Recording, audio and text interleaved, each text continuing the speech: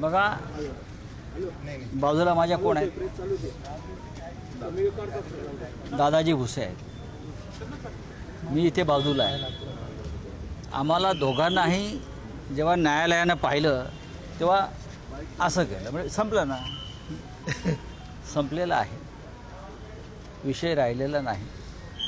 ज्यांच्यामुळे विषय निर्माण झाला तेही आमच्यात राहिलेले नाहीत, तेही सत्ता पक्षात गेलेले आहेत.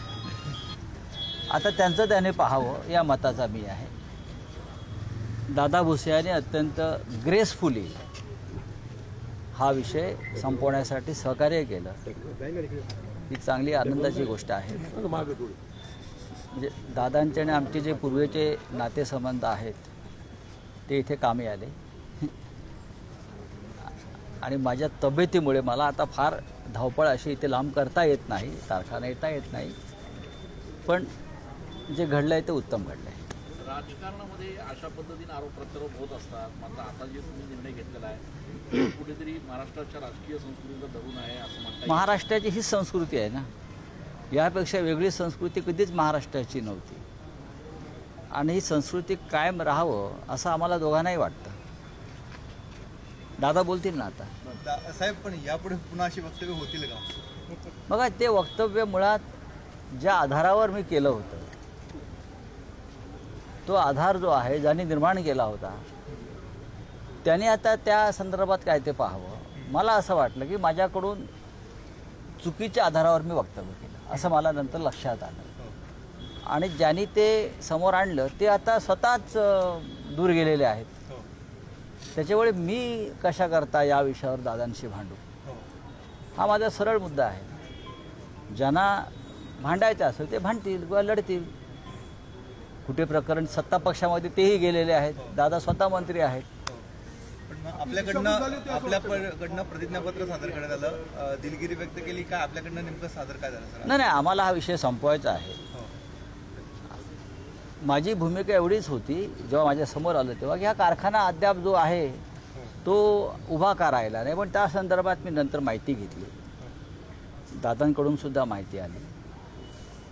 आणि मला असं वाटतं या विषयावर फार चर्चा आता करू नये, जे झालं आहे ठीक आहे. दादांना बोल. दादा दादा दादा बोल. दादा, कुठला मागे घेतला गिरणा साखर कारखान्यामध्ये मंत्री दादा भुसे यांनी 178 कोटींचा घोटाळा केला अशा आशयाची बातमी दैनिक सामनामध्ये माननीय संजय राऊत साहेबांच्या माध्यमातून छापून आलेली. मला वाटतं की सर्व मालेगाव आणि पंचक्रोशीच्या जनतेला माहिती आहे, एकेकाळी सहकार क्षेत्रातनं उभा राहिलेला हा गिरणा सहकारी साखर कारखाना DRT कोडच्या माध्यमातून विक्रीला जेव्हा निघाला होता तर त्या काळामध्ये साधारणतः एक 11,000च्या आसपास सभासद शेतकऱ्यांनी एकत्र येऊन हा कारखाना परत एकदा याच तालुक्याच्या शेतकऱ्यांच्या मालकीचा राहिला पाहिजे म्हणून साधारणपणे 1100 रुपयाच्या पटीमध्ये शेअर्स उभे केले होते. आपल्या सर्वांना माहिती आहे की एक महिनाभर सर्व पक्षीय लोकांनी एकत्रितपणे येऊन हा प्रयत्न केला होता. दुर्दैवाने काही लोकांनी त्या काळी पण अफवा पसरवल्या आणि मोठं भाग भांडवल आपलं उभं राहू शकलं नाही. जी काही 1,60,70 लाख रुपये रक्कम जमा झाली होती ती रक्कम नंतरच्या काळामध्ये आर्मस्ट्रॉंग कंपनीने जो कारखाना घेतला त्या कंपनीला RTGSच्या माध्यमातून आपण ती ट्रान्सफर केलेली आहे. हे सर्व गोष्टी रेकॉर्डवर आहेत. आणि मग असं असताना जो काही आरोप आपल्या मालेगाववर केला गेला आणि त्याच्यामुळे मालेगावच्या शेतकऱ्यांचा अवमान झाला, या भावनेतून आम्ही सर्व पदाधिकाऱ्यांनी एकत्रितपणे चर्चा करून मग एकतर हे शब्द मागे घ्यावेत अशा प्रकारचे भावना आम्ही राऊत साहेबांकडे व्यक्त केलेली.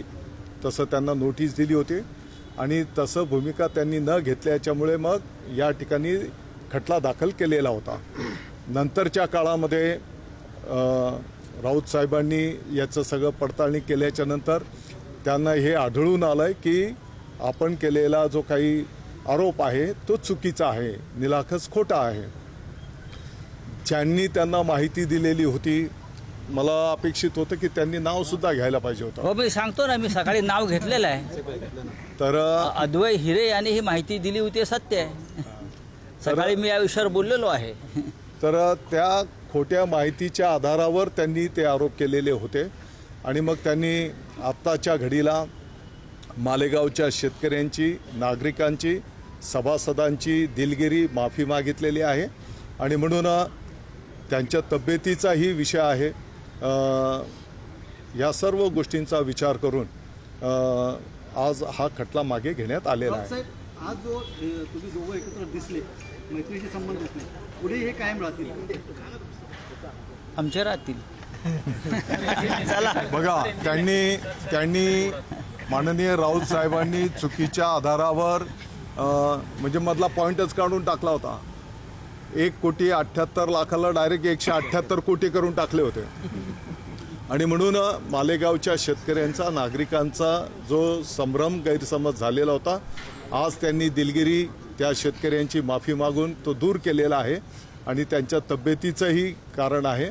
या सर्व गोष्टी पाहता मालेगावच्या शेतकऱ्यांनी सांगितलं की आपण त्यांच्या विनंतीला मान देऊ, हा खटला मागे घेऊ. सर, त्याप्रमाणे जुने नातेसंबंध, जुना जो तुमचा स्नेह होता तो या ठिकाणी कामी आला. नाही, मला वाटतं की ही वस्तुस्थिती आहे की गेली काही वर्ष त्यांच्या नेतृत्वाखाली आमच्यासारख्या कार्यकर्त्यांनी पण काम केलेलं आहे. मला विश्वास होता की त्यांनाही माहिती आहे की दादा भुसे काय करू शकतो आणि काय करू शकत नाही.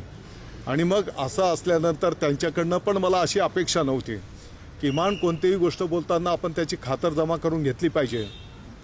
जेव्हा त्यांनी त्याची खातरजमा केली तर त्यांना आढळून आलं की बाबा आपण जे वक्तव्य केलं, जे लिहिलं ते चुकीचं आहे आणि त्यानंतर त्यांनी त्या पद्धतीची भूमिका घेतली.